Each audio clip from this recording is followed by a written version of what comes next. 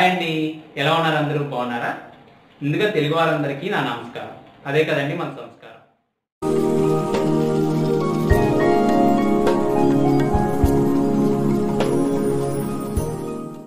ఈ అట్టు తయారు చేసుకోవడానికి ముందుగా ఒక మిక్సింగ్ బౌల్ తీసుకొని ఇందులో 1.5 కప్పు పెసల్ని యాడ్ చేసుకోవాలి. నేను ఇక్కడ పెసల్ని బద్ద రూపంలో తీసుకుంటున్నాను.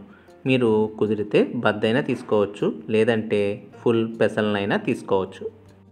ఇప్పుడు ఇందులోకి వాటర్ని యాడ్ చేసుకొని 5 నుంచి 6 గంటల పాటు నానబెట్టుకోవాలి. ఇలా 5-6 గంటల పాటు నానబెట్టుకున్న తర్వాత ఈ పెసల్ని నీటితో శుభ్రంగా కడుక్కోవాలి. ఈ పెసరట్టుకి పొట్టుతో పాటు పిండి రుబ్బుకుంటేనే దోశ చాలా టేస్టీగా ఉంటుంది. అందుకే నేను ఇక్కడ పొట్టు ఎక్కువగా తీయడం లేదు. పెసల్ని ఇలా శుభ్రంగా కడుక్కున్న తర్వాత ఇందులోంచి కొద్దిగా పెసల్ని ఒక బౌల్లోకి తీసుకోవాలి. ఇలా తీసుకున్న పెసల్ని మనం పెసరట్టు మీద చివరిగా వేస్తాం అన్నమాట. అందుకే ఈ పెసల్ని ఒక బౌల్లో తీసుకొని పక్కన పెట్టుకోండి.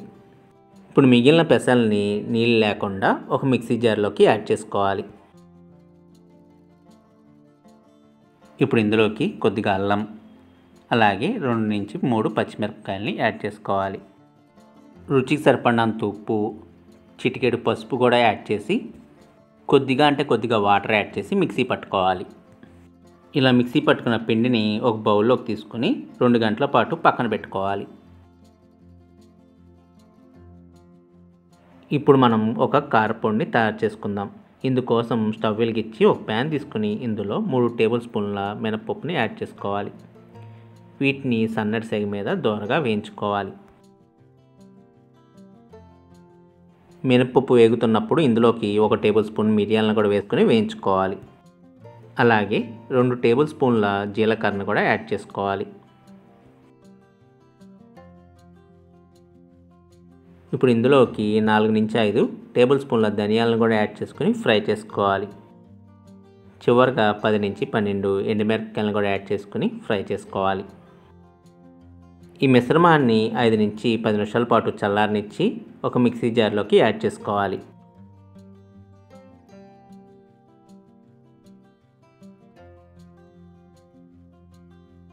ఇప్పుడు ఇందులోకి కొద్దిగా ఉప్పు, కొద్దిగా చింతపండును కూడా యాడ్ చేసి మెత్తగా మిక్సీ పట్టుకోవాలి. ఇలా మిక్సీ పట్టుకున్న మిశ్రమాన్ని ఒక బౌల్లోకి తీసుకోవాలి. ఇప్పుడు ఒక మిక్సింగ్ బౌల్ తీసుకుని ఇందులో సన్నగా కట్ చేసుకున్న ఉల్లిపాయ పచ్చిమిరపకాయ ముక్కలు, అల్లం ముక్కలు, 1 కప్పు క్యారెట్ తురుము, మనం ముందుగా తీసుకున్న పెసలు, అలాగే కొత్తిమీర, కొద్దిగా జీలకర్రను కూడా యాడ్ చేసి ఇప్పుడు మొత్తాన్ని ఒకసారి కలుపుకోవాలి. ఈ మిక్చర్ అంతా మనం తయారు చేసుకునే పెసరట్టు మీద వేసుకోవాలండి. మీరు కావాలంటే విడివిడిగా కూడా ఈ ఇంగ్రీడియంట్స్ని యాడ్ చేసుకోవచ్చు. మీకు అర్థం అవడానికి ఒకటే బౌల్లో అన్నీ కలిపి యాడ్ చేసి చూపిస్తున్నాను. పెసరట్టు అంటే ఉప్మా కాంబినేషన్ పర్ఫెక్ట్ అండి. అందుకే ఈ పెసరట్టు కోసం ఉప్మాని పర్ఫెక్ట్గా హోటల్స్లో ఎలా తయారు చేస్తారో ఇప్పుడు చూద్దాం. ముందుగా ఈ ఉప్మా తయారు చేసుకోవడానికి స్టవ్ వెలిగించి ఒక ప్యాన్ తీసుకుని ఇందులో 1 కప్పు బొంబాయి రవ్వని యాడ్ చేసుకోవాలి. ఇప్పుడు సన్నటి సెగ మీద ఈ రవ్వని దోరగా వేయించుకొని స్టవ్ ఆఫ్ చేసుకోవాలి. ఇప్పుడు లోతైన కడాయిని ఒకటి తీసుకొని ఇందులో సరిపడినంత ఆయిల్ని యాడ్ చేసుకోవాలి. ఆయిల్తో పాటుగా కొద్దిగా నెయ్యిని కూడా యాడ్ చేసుకోవాలి. ఈ నెయ్యి యాడ్ చేసుకోవడం వల్ల ఉప్మా రుచి చాలా అద్భుతంగా ఉంటుంది. ఆయిల్ వేడెక్కినాక జీలకర్ర, చాయమినపప్పు, పచ్చెనపప్పు, ఆవాలు కూడా వేసుకుని వేయించుకోవాలి. మనం వేసుకున్న దినుసులన్నీ కరెక్ట్గా వేగితేనే ఉప్మా పర్ఫెక్ట్గా వస్తుందండి. ఈ దినుసులు కొద్దిగా మాడినా కూడా ఉప్మా టేస్ట్ మారిపోతుంది. ఈ దినుసులన్నీ బాగా వేగినాక ఇందులోకి సన్నగా కట్ చేసుకున్న అల్లం ముక్కలు, పచ్చిమిరపకాయ ముక్కలు, అలాగే ఉల్లిపాయ ముక్కల్ని యాడ్ చేసుకోవాలి. ఇవన్నీ వేసుకున్న తర్వాత వీటిని సన్నటి సెగ మీద బాగా ఫ్రై చేసుకోవాలి.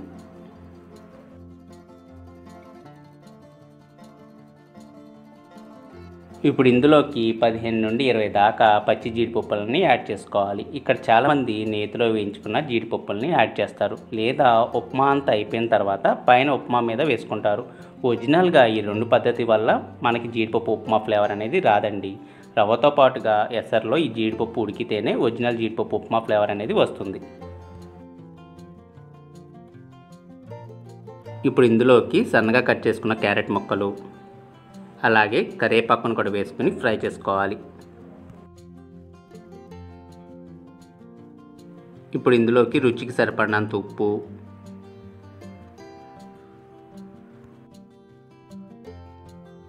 అలాగే 2 కప్పుల వాటర్ని యాడ్ చేసుకోవాలి.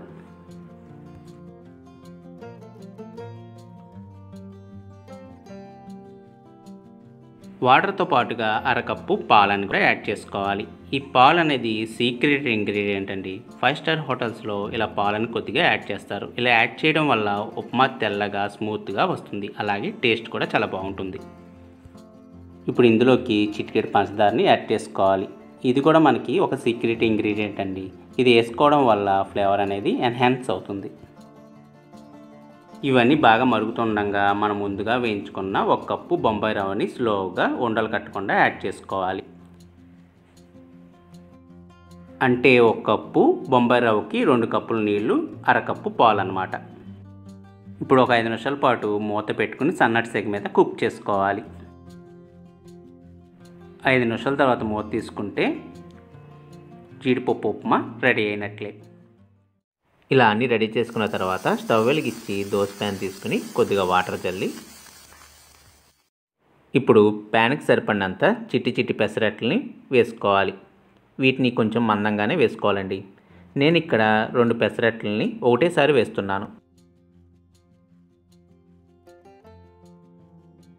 ఇప్పుడు మనం ముందుగా తయారు చేసుకున్న మిక్చర్ని ఈ పెసరట్ల మీద వేసుకోవాలి. నేను ముందుగా చెప్పినట్టుగానే మీరు కావాలంటే విడివిడిగా కూడా ఈ ఇంగ్రీడియంట్స్ని వేసుకోవచ్చు. అలాగే మనం తయారు చేసుకున్న కారపొడిని కూడా ఈ పెసరట్ల మీద జల్లుకోవాలి.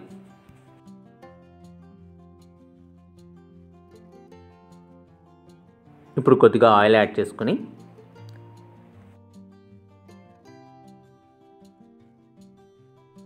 ఒకవైపు పెసరట్టు బాగా వేయించుకున్న తర్వాత రెండో వైపు కూడా తిప్పుకొని కొద్దిగా ఆయిల్ వేసి వేయించుకోవాలి.